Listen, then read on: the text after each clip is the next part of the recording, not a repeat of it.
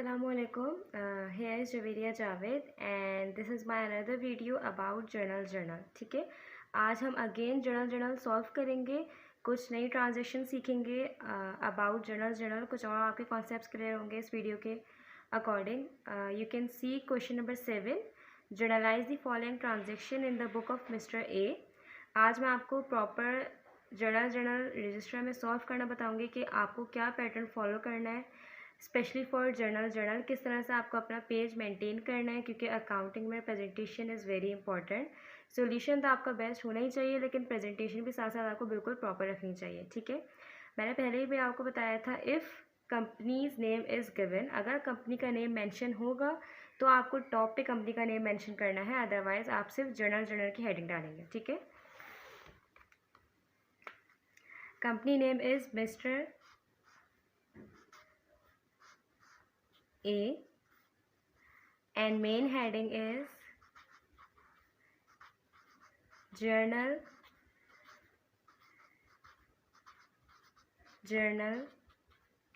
entry. ठीक है, you can write journal as well, but मैंने यहाँ पे journal entry mention कर दी है. ठीक है,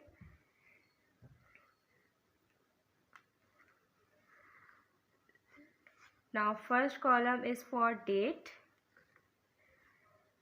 second column is for particular, main column debit and credit. This is the short form of debit and credit. Debit और credit की short form मैंने यहाँ mention की है, DR which is represented to the debit and credit represented CR. ठीक है, अब मैं ट्रांजेक्शन्स आपके साथ पढ़ने जा रही हूँ. मेन फर्स्ट ट्रांजेक्शन हमारे पास यहाँ पे आपको शो हो रही है, 2005 ईयर है और जो मंथ यहाँ पे मेंशन है वो मार्च मेंशन है. ठीक है, started business with cash, mister A started business with cash. बहुत मेन एंट्री है, जब भी हम कोई बिजनेस स्टार्ट करते हैं सबसे पहले हम कुछ कैश की या किसी एसेट की इन्वेस्टमेंट करते हैं, जो मैंने आपको पहले ही बताया. तो मिस्टर ए ने स्टार्ट किया बिजनेस कैश से, उन्होंने कैश की इन्वेस्टमेंट की और यहाँ पे बिल्कुल फ्रंट पे अमाउंट मेंशन है 50,000. ठीक है, सो यहाँ पे हमारे दो हेड्स इंक्रीज़ हो रहे हैं. पहले मैं यहाँ पे लिखूँगी 2005 and my month is March. Okay, मेरा एसेट जो कि मैंने कैश इन्वेस्ट किया है बिजनेस में वो भी बढ़ रहा है. ठीक है, और एसेट जब भी मेरा इंक्रीज़ होगा तो वो डेबिट साइड पे मैं रिकॉर्ड करूँगी 50,000. हमेशा आपको अकाउंटिंग में कॉमा पुट करना है. ठीक है, और जहाँ से आपका डेबिट ख़त्म होगा उसके नीचे से बिल्कुल आपको अपना क्रेडिट राइट करना स्टार्ट करना है. ठीक है, और capital which is mean by investment, क्योंकि मिस्टर ए ने जो पैसा इन्वेस्ट किया है वो अपने बिजनेस में इन्वेस्ट किया. ठीक है, उनका बिज़नेस इंक्रीज़ हो रहा है. जब भी हमारा बिज़नेस इंक्रीज़ होगा हमारी इन्वेस्टमेंट की वजह से, इसका मतलब ये है कि मेरी इन्वेस्टमेंट बढ़ रही है. और जब भी मेरा कैपिटल इंक्रीज़ होगा तो मैं इसको क्रेडिट साइड पर रिकॉर्ड करूँगी. ठीक है, and always write transaction as well, narration as well to record investment in business.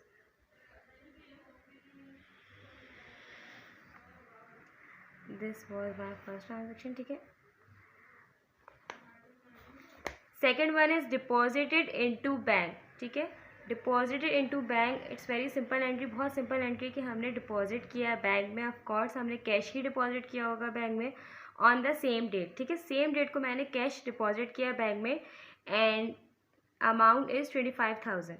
जब भी आपके हाथ में पैसा होगा उसको आप डिपॉजिट करने जाओगे बैंक में. ठीक है, सपोज़ कीजिए आपके पास पैसा है कैश ऑन हैंड, उसको आपने डिपॉजिट कर दिया, अपने ही पैसों को आपने डिपॉजिट कर दिया बैंक में, तो आपके पास से कैश कम हो रहा है, लेकिन उस कैश की वजह से आपका बैंक बढ़ रहा है. ठीक है, तो दोनों एसेट है कैश एंड बैंक, बट एक एसेट आपका कम हो रहा है और एक एसेट आपका बढ़ रहा है. ठीक है, मतलब जो कैश आपके पास मौजूद था वो आपने बैंक में जब डिपॉजिट किया तो आपका बैंक बढ़ गया, बैंक में आपका ही अपना अकाउंट है तो आपका एसेट बढ़ा. ठीक है, डेबिट. और कैश ऑन हैंड जो आपके पास अभी मौजूद था वो अब कैश ऑन हैंड नहीं रहा, तो वो आपके पास से उतना पैसा कम हो गया. ठीक है, तो यहाँ पे मैं कैश क्रेडिट कर दूँगी. सिंपल इज डैट, दो एसेट हैं, दोनों एसेट हैं cash on bank, cash on hand and cash at bank. एक बढ़ रहा है और एक कम हो रहा है, ठीक है। Amount is 25,000।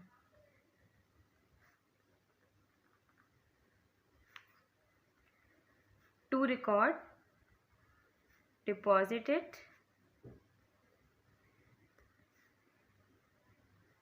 Into bank, simple entry.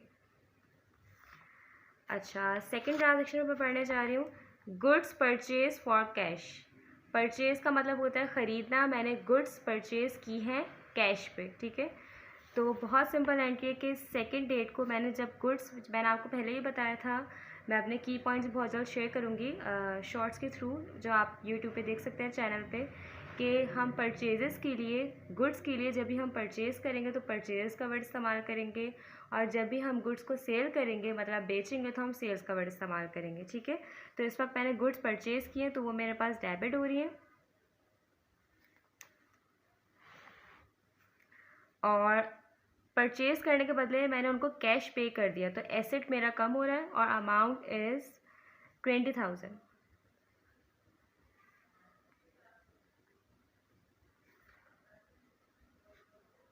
To record purchase goods on cash. बहुत सिंपल नरेशन होनी चाहिए आपकी, और नरेशन में आपकी पूरी बात कंप्लीट हो जाए, ठीक है। बहुत ज़्यादा बड़ा सेंटेंस आपको राइट नहीं करना। 5 मार्च सोल्ड गुड्स फॉर कैश। अब हमने 5 मार्च को अपनी गुड्स बेची हैं, ठीक है, सोल्ड आउट किए हैं।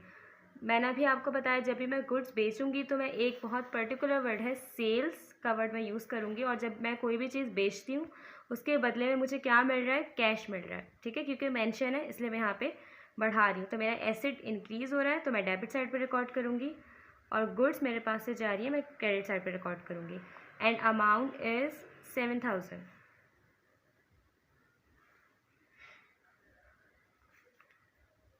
To record sales good on cash, sorry goods, ठीक है। We have done our 5th transaction I guess,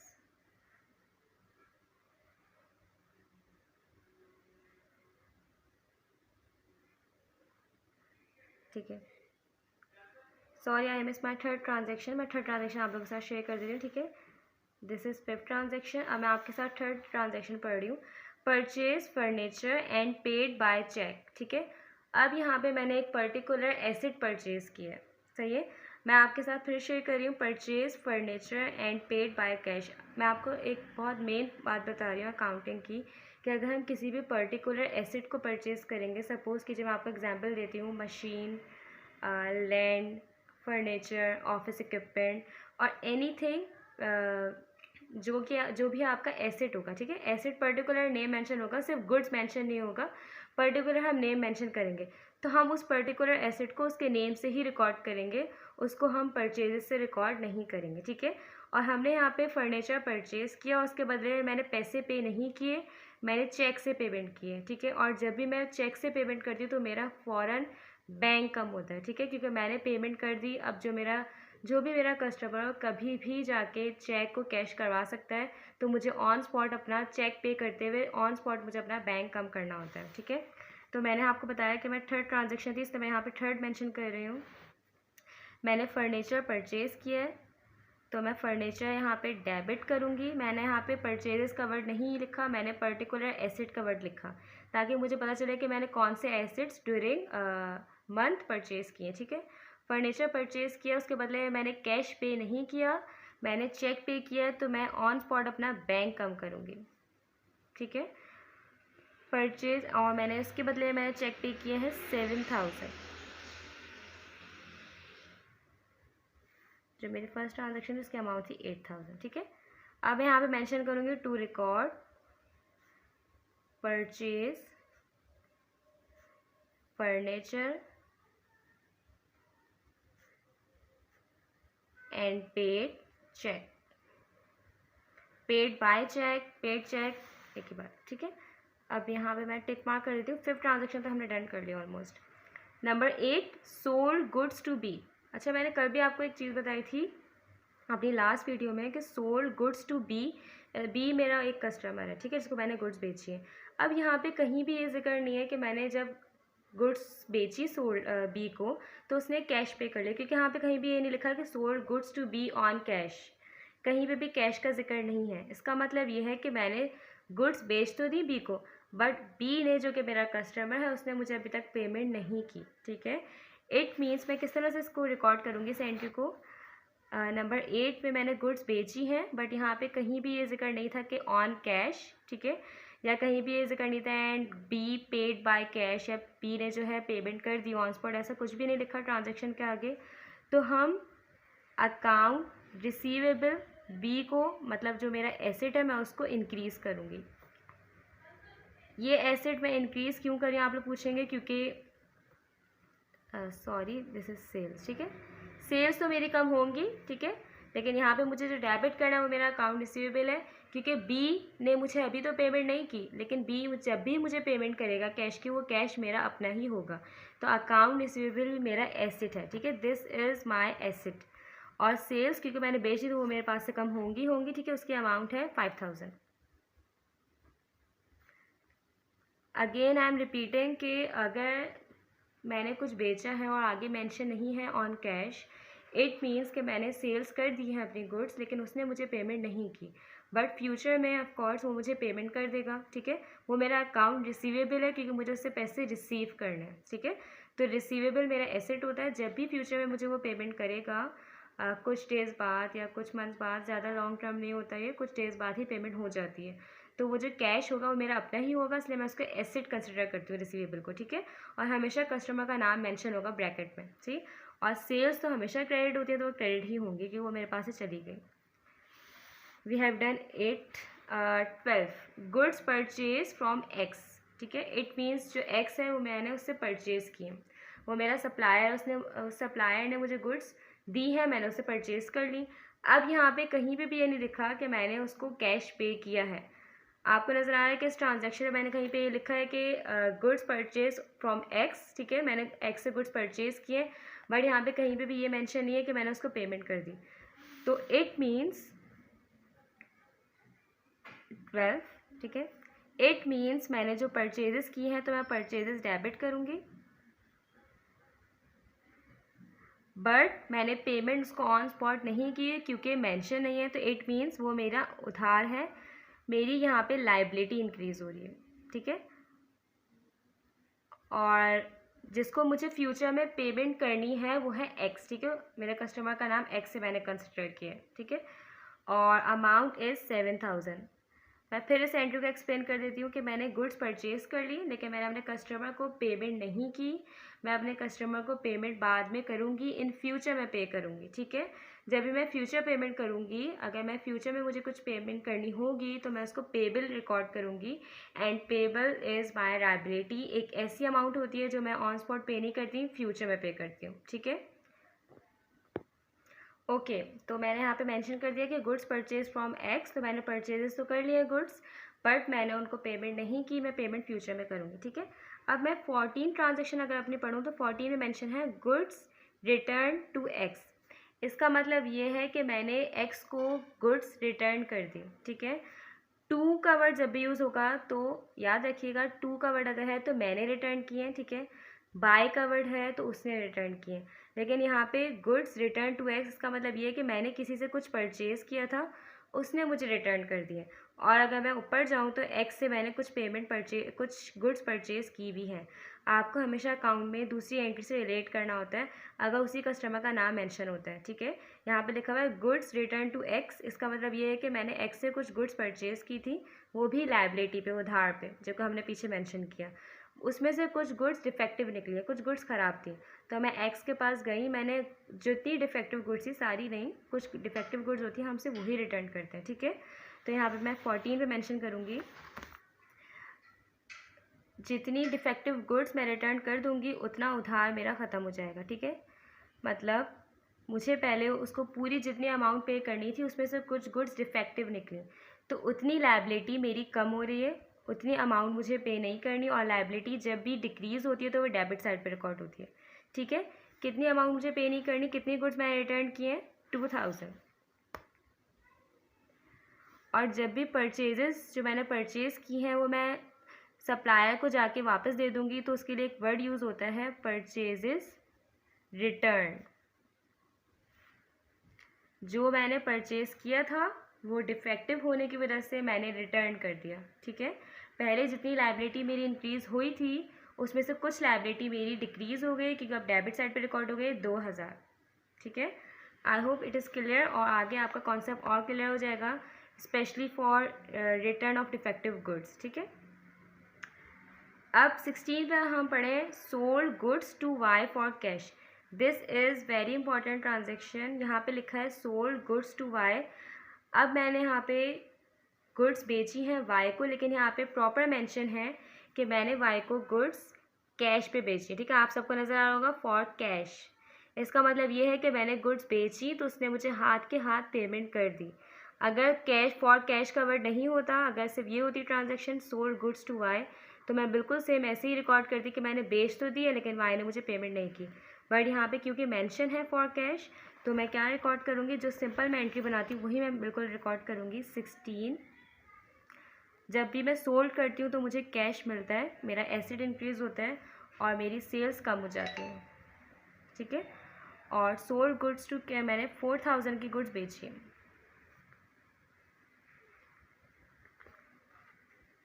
okay. अब मैं नंबर 18 ट्रांजेक्शन पढ़ने जा रही हूँ। अच्छा, 18 ट्रांजेक्शन बहुत ज़्यादा इंपॉर्टेंट ट्रांजेक्शन है। Kindly read this transaction carefully. Cash receive from B ₹4500, ठीक है। मैंने कैश रिसीव किए बी से, जिससे मुझे पैसे रिसीव करने थे, उससे मैंने पैसे रिसीव कर लिए हैं, ठीक है। कितने पैसे मैंने रिसीव किए उसको मैं हाईलाइट कर देती हूँ। 4500 मैंने रिसीव किए एंड डिस्काउंट अलाउड ₹500, ठीक है। पैसे मुझे कितने रिसीव करने थे, अब मैं ऊपर जाऊंगी कि मैंने कुछ गुड्स बेची थी बी को, लेकिन उसने मुझे पेमेंट नहीं की थी। अगर मैं ऊपर जाती हूँ तो ये रहा बी, उसको मैंने गुड्स टोटल जो बेची थी वो मैंने उसको 5000 की बेची थी, आप सबको नज़र आ रहा है। और बी ने मुझे कहा था कि मैं भी आपको 5000 पे नहीं कर रहा, मैं बाद में आपको पे कर दूंगा, तो वो मेरा रिसीवेबल बन गया था। अब at the time of payment, जब उसने मुझे पेमेंट की तो उसने मुझे 4500 की पेमेंट की, जबकि उसको करने 5000 थे। तो 4000 के 500 की पेमेंट उसने मुझे इसलिए की क्योंकि मैंने उसको 500 का डिस्काउंट अलाउ कर दिया।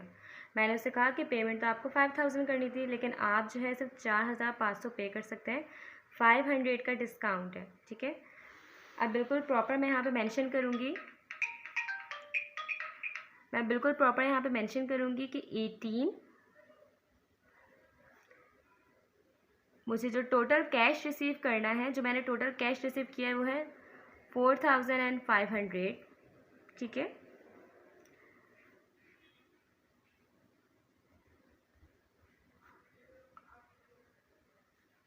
और मुझे जो टोटल कैश रिसीव करना था, जितनी कि मैंने सोल्ड की थी वो 5000 था, ठीक है।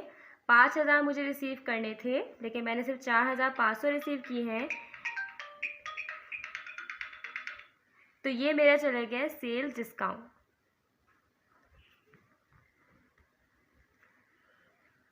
ओके। तो after this cash receive, I hope कि आपकी एंट्री क्लियर होगी। Cash receive from B ₹4500 and discount allowed ₹500, ठीक है। जो मैंने कैश रिसीव किया है उससे 4500 रिसीव किए हैं, जबकि मुझे रिसीव करना था 5000, ठीक है। तो मैंने 500 का उसको डिस्काउंट अलाउ किया, जो कि मैंने यहाँ पे आपसे एंट्री में की कि मैंने पैसे 4500 रिसीव किए। रिसीव मुझे 5000 करने थे, तो रिसीवेबल मतलब एसेट मेरा डिक्रीज़ हुआ है, तो क्रेडिट साइड पे रिकॉर्ड करेंगे। और सेल्स डिस्काउंट एक ऐसी अमाउंट है जो कि हम देते हैं, ठीक है। बेसिकली ये भी मेरा एक तरह से एसेट ही कंसिडर होता है, मतलब ये वो अमाउंट थी जो कि मेरी थी, मुझे रिसीव करनी थी, लेकिन मैंने उनको डिस्काउंट अलाउ कर दिया, ठीक है। तो ये डेबिट साइड पे ही रिकॉर्ड होता है। जब भी आप सेल्स डिस्काउंट रिकॉर्ड करेंगे तो वो हमेशा डेबिट साइड पे रिकॉर्ड होगा, ठीक है। आफ्टर 1820, ठीक है, withdraw from bank for private use, ठीक है। एक और मैं आपको की पॉइंट बता रही हूँ कि जब भी हम बैंक से कैश मतलब पैसा विड्रॉ करेंगे, अगर हम वो विड्रॉ कर रहे हैं प्राइवेट यूज़ के लिए, फॉर प्राइवेट पर्पज़ के लिए, मतलब मुझे कुछ अपना ओनर को अपना कुछ प्राइवेट पर्पज़ के लिए कुछ पैसे चाहिए, ठीक है। अब उसका प्राइवेट काम कुछ भी हो सकता है, उसको अपने बच्चे की फ़ीस पे करनी है, उसको अपने कुछ घर का रेंट वगैरह पे करना है, कुछ भी, बस उसका प्राइवेट पर्पज़ होगा। तो उसके लिए एक मेन वर्ड यूज़ होता है ट्रांजैक्शन नंबर 20। जब भी ओनर प्राइवेट पर्पज़ के लिए बैंक से कैश विड्रॉ करेगा तो उसके लिए एक वर्ड यूज़ होता है ड्राइंग, ठीक है। मैं आपको मेंशन नहीं करना होगा, लेकिन मैं आपके लिए मेंशन कर रही हूँ फॉर प्राइवेट यूज़, ठीक है। जब भी कभी ये ट्रांजैक्शन होगी कि withdraw from bank for private use, तो प्राइवेट यूज़ के लिए आप एक पर्टिकुलर वर्ड को डेबिट करेंगे, ड्राइंग, ठीक है। और क्योंकि आपने बैंक से पैसा विड्रॉ किया है तो बैंक कम हो जाएगा।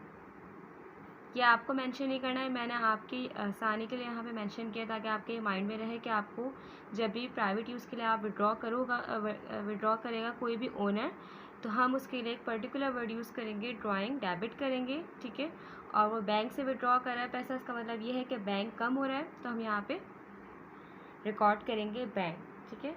And amount is 1500।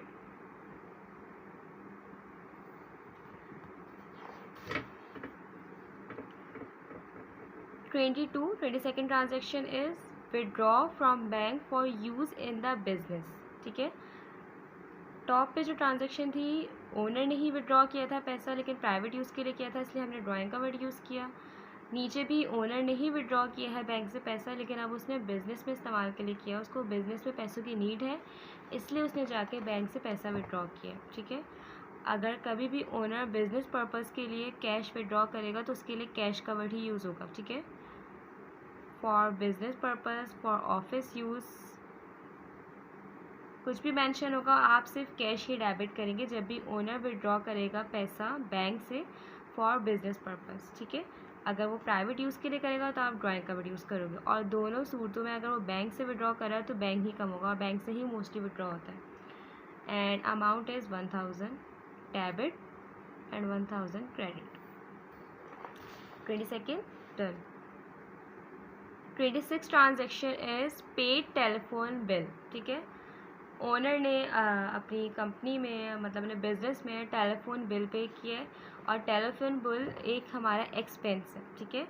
एक ऐसा एक्सपेंस है जो हमें हर महीने पे करना होता है। ऑलमोस्ट आपके भी कुछ एक्सपेंसेस होते हैं जो आप हर महीने पे करते हैं, इसी तरह से टेलीफोन बिल एक एक्सपेंस है। एक्सपेंस जब भी मेरा इंक्रीज़ होता है तो वो डेबिट साइड पर रिकॉर्ड होता है, बिल्कुल एसेट की तरह नेचर होता है एक्सपेंस का, ठीक है। तो मैं यहाँ पे पूरा मेंशन करूँगी, और हमेशा एक्सपेंस का वर्ड आप ज़रूर मेंशन करिएगा, सिर्फ टेलीफोन बिल मेंशन नहीं करना, उसके आगे एक्सपेंस भी ज़रूर मेंशन करना है, टेलीफोन बिल एक्सपेंस डेबिट, और जहाँ से ये एंट्री एंड होगी वहाँ से हम क्रेडिट साइड का रिकॉर्ड करेंगे। और मैंने टेलीफोन बिल जो मैंने पे किया है उसके बदले में मेरा एक एसेट कम हो रहा है, cash, and amount is 500। 26 transaction done, ठीक है। 27 cash paid to X in full settlement of his account, ठीक है। इसका मतलब अब की बार पेमेंट मैंने की है, ठीक है। पहले मैंने कैश रिसीव किया था, लेकिन अब मैंने कैश पे किया है, ठीक है। अगर मैं टॉप पे जाऊँ तो मैंने कुछ गुड्स एक्स से परचेज़ किए थे, ठीक है, यहाँ पे मेंशन है।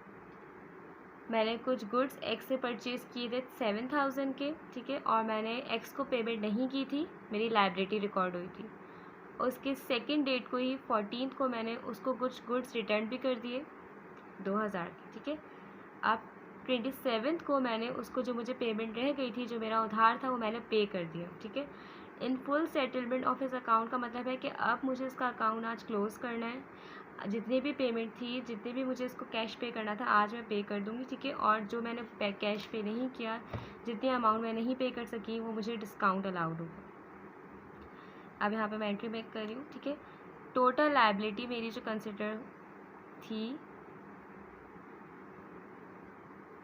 एक्स से, ठीक है। मैं फिर बाद में वापस एक्सप्लेन करिए कि 7000 मेरी टोटल लायबिलिटी थी, बट मैंने 2000 के गुड्स को वापस रिटर्न कर दिए, ठीक है। 7000 में से अगर मैं 2000 डिफेक्टिव गुड्स लेस करूँ तो 5000 टोटल अमाउंट है जो कि मुझे अब उसको पे करनी थी। 5000 में से भी मैंने से उसको 4500 पे किए, ठीक है। मैंने अभी भी उसको पूरे पैसे पे नहीं किए, पे मुझे करने थे 5000, जो कि मैं यहाँ पे मेंशन कर रही हूँ, ठीक है। पे मैंने किए हैं उसको 4500। इट मीन्स उसने मुझे परचेज़ करने की सूरत में डिस्काउंट अलाउ किया है 500, ठीक है। हमेशा एक चीज़ का ख्याल रखिएगा कि आपका डेबिट अमाउंट आपके क्रेडिट अमाउंट से इक्वल होनी चाहिए, ठीक है। अगर यहाँ पे डेबिट साइड पे 5000 अमाउंट है तो क्रेडिट साइड पे भी आपकी टोटल अमाउंट 5000 ही होनी चाहिए, ठीक है। परचेज डिस्काउंट एक ऐसी अमाउंट होती है जो कि मुझे पे करनी थी लेकिन मैंने पे नहीं की, ठीक है। तो ये एज अ मेरी लाइबिलिटी ही कंसिडर होती है, तो ये इंक्रीज़ हुई है तो ये क्रेडिट साइड पर रिकॉर्ड होगी, ठीक है।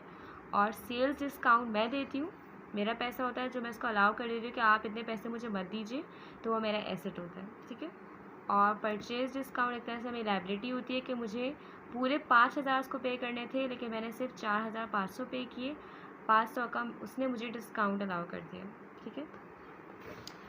Second is 31st and last transaction, paid for stationery expense, paid for rent and paid for salaries staff, ठीक है। अच्छा, यहाँ पे 31st को 3 एक्सपेंसेस पे किए ओनर ने, स्टेशनरी, रेंट एंड सैलरीज, ठीक है। आप इन तीनों को एक साथ भी मेंशन कर सकते हैं एक ही एंट्री में, और आप इन तीनों को अलग अलग भी मेंशन कर सकते हैं, ठीक है। मैं आपको एक साथ मेंशन करके बता रही हूँ कि अगर आप एक ही दिन में कोई ओनर 3-4 एक्सपेंसेस पे करेगा तो किस तरह से रिकॉर्ड होगा। स्टेशनरी एक्सपेंस, रेंट एक्सपेंस, ठीक है, they are increased, that's why I have mentioned these all expenses in debit side, ठीक है। Stationery expense, rent expense and last is salaries expense. अच्छा, इन तीनों की जब मैंने ये तीनों एक्सपेंस पे किए होंगे तो इन तीनों के बदले मैंने क्या पे किया होगा, कैश। कैश मैं एक साथ सिर्फ एक ही बार क्रेडिट करूँगी, अलग अलग क्रेडिट नहीं करूँगी, ठीक है। अमाउंट मैं इस तरह से मेंशन करूँगी कि स्टेशनरी एक्सपेंस की अमाउंट है 500, उसके बिल्कुल फ्रंट पे मेंशन करूँगी डेबिट साइड पे। रेंट एक्सपेंस की अमाउंट है 2000, और सैलरीज एक्सपेंस की अमाउंट है 3000। टोटल अमाउंट प्लस करने के बाद मैं कैश को एक साथ क्रेडिट कर दूँगी 5500, ठीक है। आप इसकी एंट्री अलग अलग भी मेक कर सकते हैं, stationery expense debit, cash credit, stationery expense debit 500, cash credit 500, ठीक है। इसी तरह से next rent expense debit 2000, cash credit 2000, salaries expense debit 3000, cash credit 3000, ठीक है। बट ज़्यादा बेस्ट ये कि अगर सेम डेट को ही सारे एक्सपेंसेस हमने पे किए तो आप सेम डेट को ही रिकॉर्ड करें, ठीक है। So these are all transactions, ठीक है, in question number 7। I hope कि आपके काफ़ी सारे कॉन्सेप्ट्स क्लियर होंगे रिगार्डिंग दीज ट्रांजेक्शन्स। काफ़ी न्यू ट्रांजेक्शन्स हमने सीखे, मैं एक बार रिवाइज कर देती हूँ सारी चीज़ें। सबसे पहले हमने इसमें मेन पॉइंट जो सीखा कि जब भी हम विड्रॉ करेंगे बैंक से कैश, अगर हम वो प्राइवेट पर्पस के लिए करेंगे, प्राइवेट यूज़ के लिए अगर ओनर विड्रॉ कर रहा है पैसे बैंक से, तो उसके लिए एक पर्टिकुलर वर्ड हमने यूज़ किया, ड्राइंग, ठीक है, मैंने यहाँ पे ड्राइंग मेंशन किया। और अगर वो कैश विड्रॉ कर रहा है बैंक से for office use, for business use, तो उसके लिए मैं कैश का वर्ड ही यूज़ करूँगी। दोनों ट्रांजैक्शन में बैंक ही क्रेडिट होगा क्योंकि पैसा तो बैंक से ही कम हो रहा है, ठीक है। और हमने बहुत मेन एंट्री इसमें सीखी, डिस्काउंट, ठीक है। सेल्स डिस्काउंट मैं खुद देती हूँ क्योंकि मैं बेचती हूँ और मुझे पैसे रिसीव करने होते हैं, तो सेल्स डिस्काउंट मैं खुद अलाउ करती हूँ कि ठीक है, अगर आपको 5000 पे करने थे, आप 5000 में से 500 मत पे करें, मैं आपको 500 का डिस्काउंट दे रही हूँ, ठीक है। सेकेंड, परचेज़ डिस्काउंट मुझे मिलता है, ठीक है। मैं कोई चीज़ परचेज़ करती हूँ और मैं पेमेंट जब करने जाती हूँ, जिस टाइम भी मैं पेमेंट करती हूँ तो वो मुझे डिस्काउंट दे देता है, डिस्काउंट अलाउ कर देता है कि आपको अगर 5000 पे करने थे तो वो मुझे कहता है कि आप सिर्फ 4500 पे कर दें, 500 आपका डिस्काउंट हो गया, ठीक है। तो ये कुछ मेन चीज़ें और कुछ न्यू थिंग्स हमने सीखी थी आज। इंशाल्लाह नेक्स्ट वीडियो जो मैं आपके साथ शेयर करूँगी उसमें हमारा और कुछ कॉन्सेप्ट्स क्लियर होंगे न्यू। Thank you so much. अल्लाह हाफिज़।